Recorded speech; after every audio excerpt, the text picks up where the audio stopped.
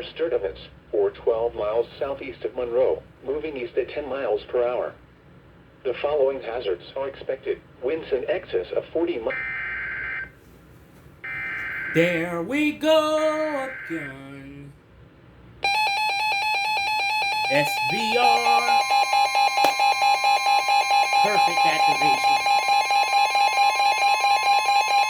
The National Weather Service in Columbia has issued a severe thunderstorm warning for northwestern Chesterfield County in central South Carolina until 3 p.m. Eastern Daylight Time. At 2:08 p.m. Eastern Daylight Time, a severe thunderstorm was located near Pageland, or 18 miles southeast of Monroe, moving east at 15 miles per hour. The following hazards are expected. 60 miles per hour wind gusts and quarter-size hail. Source: radar indicated. The following impacts are expected. Hail damage to vehicles is expected. Expect wind damage to trees and power lines. Locations impacted include Pageland, Chesterfield, Ruby, Mount Croton, Chesterfield Ruby Middle School, Chesterfield Detention Center and Central High School.